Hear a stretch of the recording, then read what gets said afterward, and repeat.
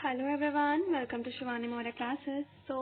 इससे पहले हमने फूड एंड न्यूट्रिशन में पढ़ा था कि कौन कौन से डिफिशियंसी डिजीज़ होते हैं। इसमें एक बहुत ही ज़्यादा मेजर डिफिशियंसी डिजीज़ होता है जो कि होता है अनीमिया, जो बच्चों में एंड इवन प्रेग्नेंट लेडीज़ और जो अडल्ट एंड गर्ल्स होती हैं उनमें बहुत ज़्यादा कॉमन होता है। तो क्या होता है न्यूट्रिशनल अनीमिया, क्या किस किस वजह से होता है, क्या क्या कॉजेज होते हैं, आज वो सारी चीज़ें हम इस वीडियो में देखने वाले हैं। सबसे पहले हम देखेंगे कि अनीमिया होता क्या है।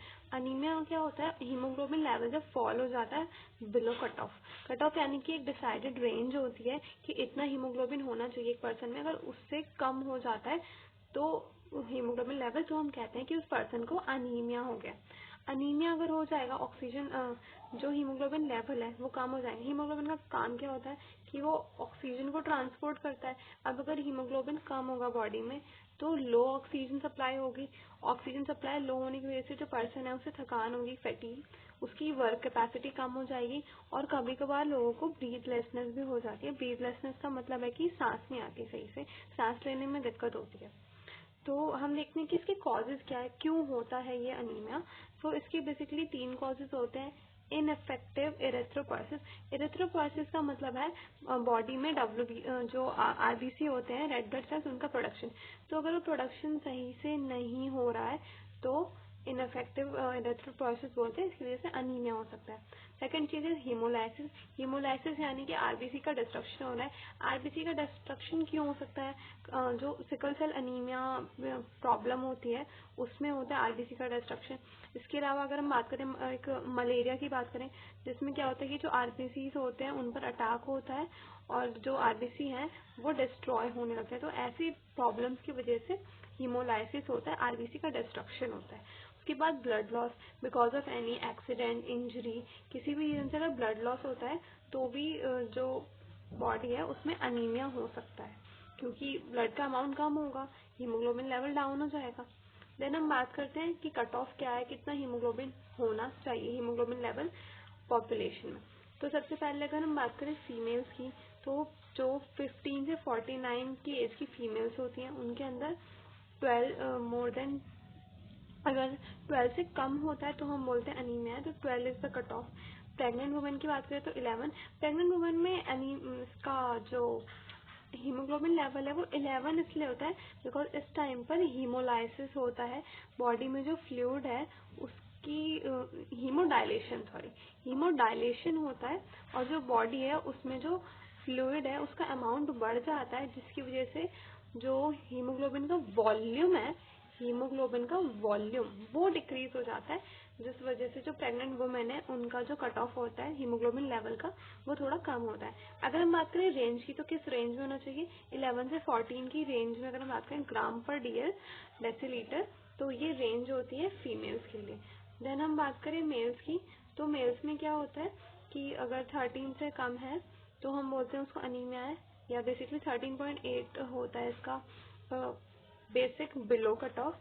और अगर हम बात करें मेल्स में रेंज की, तो उसकी रेंज होती है 13.8 से 17, या फिर हम बोल सकते हैं 14 से 17 ग्राम पर डियर। ये हमने पहले भी वीडियोस में पढ़ा हुआ है कि फीमेल्स में 11 से 14 होता है रेंज और मेल्स में 11 to 14। उसके बाद हम बात करते हैं चिल्ड्रंस की, क्योंकि चिल्ड्रंस के अंदर अनीमिया बहुत ज़्यादा होता है, तो हमें ये देखना हमें ज़रूरी है कि चिल्ड्रन के अंदर कितना हीमोग्लोबिन लेवल होना चाहिए। तो जो ये 0 to 6 है, जो 6 महीने से लेकर 6 साल तक के बच्चे होते हैं उनके अंदर 11 हीमोग्लोबिन लेवल होना चाहिए, 11 ग्राम पर डेसीलीटर, ये इसकी यूनिट होती है। अगर हम बात करें 5 से 11 साल के बच्चे, उनके अंदर 11.5 होना चाहिए। 12 से 14 साल के बच्चे तो उनके अंदर 12 होना चाहिए। एंड उसके बाद मेल एंड फीमेल के लिए अलग अलग रेंजेस होती हैं, क्योंकि फीमेल और मेल्स में सेकेंडरी सेक्सुअल कैरेक्टर डेवलप हो जाते हैं, तो उस टाइम पे मेल और फीमेल के लिए रिक्वायरमेंट अलग अलग होती है। तो अगर हम बात करें बच्चों के लिए रेंज की, तो हम उसको भी बोल सकते हैं कि 11 से 14 तक की रेंज में होना चाहिए for kids. Now moving on, हम बात करते हैं कि ये जो न्यूट्रिशनल अनीमिया वो क्यों होता है। तो उसके 3 रीज़न होते हैं। आयरन डिफिशियंसी से हो सकता है, folic acid deficiency, folic acid यानी कि विटामिन B9, या फिर B12 की डिफिशियंसी से हो सकता है। तो ये 3 मेजर रीजन होते हैं कि इनकी कमी की वजह से, इन विटामिन की कमी की वजह से या फिर इन न्यूट्रिएंट की कमी की वजह से अनीमिया होता है। जिसमें कि जो आयरन डिफिशियंसी वाला अनीमिया है वो सबसे ज़्यादा कॉमन होता है। मोस्टली लोगों के अंदर आयरन की कमी बहुत ज़्यादा होती है जिस वजह से अनीमिया हो जाता है। बट आयरन के अलावा फॉलिक एसिड और अगर विटामिन B12 भी कम है बॉडी में तो भी अनीमिया हो सकता है। मोस्टली लोगों को सिर्फ आयरन का ही रिलेशन पता है, बट ऐसा नहीं है।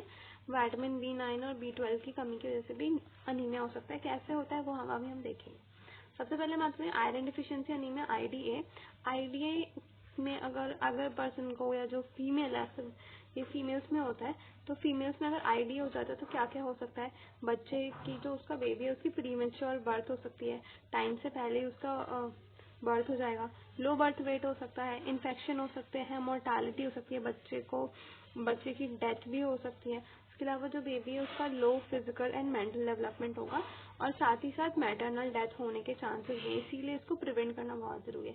इसमें सिम्टम क्या होंगे, जो फीमेल है उसकी जो स्किन है वो पेल हो जाएगी, जो उसके नेल्स हैं वो स्पून शेप के हो जाते हैं, देन उसको ओडीमा हो सकता है। ओडीमा यानी कि फ्लूइड रिटेंशन हो जाता है बॉडी में, यूजुअली लेग्स में होता है, लेग्स, हैंड्स या फिर फीट्स में होता है फ्लूइड रिटेंशन।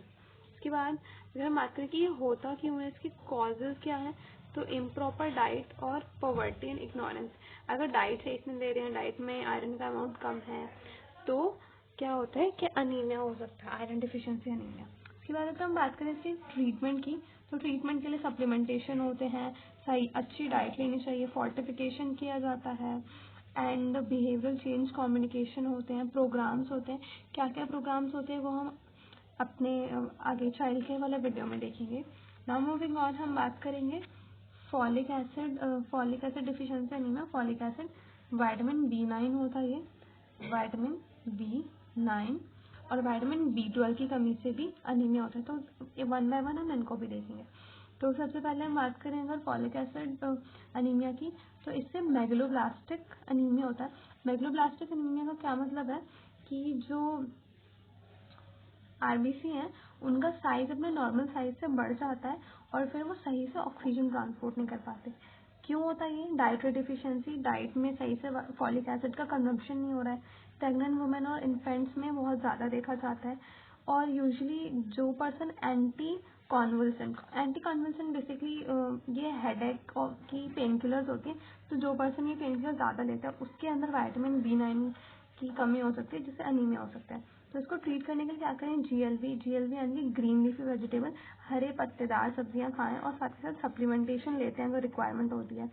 और इवन आंगनवाड़ी में आयरन फॉलिक एसिड टैबलेट्स दी जाती है, तो वो टैबलेट्स अगर पर्सन लेता है, फीमेल्स लेती हैं, तो उनका ये डिफिशियंसी खत्म हो जाएगा और उन्हें ये अनीमिया होने के चांसेस नहीं होंगे। Then moving on to vitamin B12 की अगर हम बात करें, तो ये पर्नीशियस अनीमिया होता है। पर्नीशियस अनीमिया बेसिकली जो मेगलोब्लास्टिक अनीमिया होता है इसी का ये एक टाइप होता है, बट ये जेनेटिक इन नेचर होता है, तो ये पेरेंट्स से बच्चों में आ जाता है, इसलिए ये पर्नीशियस अनीमिया होता है। मेगलोब्लास्टिक अनीमिया का टाइप होता है, इसमें भी जो रेड ब्लड सेल्स है उनका साइज नॉर्मल से बड़ा हो जाता है। इसका कॉज क्या होता है, क्यों होता है ये? Lack of intrinsic factor. एक इंट्रिंसिक फैक्टर होता है डाइट में जो विटामिन B12 को डाइजेस्ट करने के लिए ज़रूरी होता है। तो अगर ये डाइट में नहीं होगा तो विटामिन B12 डाइजेस्ट नहीं हो पाएगा और उसकी डिफिशियंसी हो जाएगी। एंड फिर हम बात करते हैं कि प्रॉब्लम क्या है, कि जो ये विटामिन B12 है ये सिर्फ अक्सर एनिमल फूड्स में होता है। तो जो लोग कम्प्लीटली वेगन है, पूरी वेगन डाइट लेते हैं, उनको विटामिन B12 की डिफिशियंसी हो सकती है। बट जो लोग मिल्क और मिल्क प्रोडक्ट्स का कंजम्पशन करते हैं उनको इसकी कमी नहीं होगी, बिकॉज मिल्क भी एक एनिमल प्रोडक्ट ही होता है, तो उसके अंदर विटामिन B12 प्रेजेंट होता है। एंड अगर ये प्रॉब्लम होगी तो क्या हो सकता है, इन्फेक्शन हो सकते हैं, GIT ट्रैक्ट डिसऑर्डर क्यों होगा, क्योंकि जो विटामिन B12 है वो सही से डाइजेस्ट ही नहीं हो रहा है, तो ऑब्वियसली पेट में दिक्कत होगी, डाइजेशन नहीं होगा। तो इसके अलावा मेटाबॉलिक डिसऑर्डर्स हो सकते हैं। इसको प्रिवेंट करने के लिए सिंपली अगर एक दिन में 250 ml मिल्क कंज्यूम करें तो उसको प्रिवेंट कर सकते हैं। साथ ही साथ अगर ज़रूरत है तो सप्लीमेंट्स ले सकते हैं विटामिन B12 की।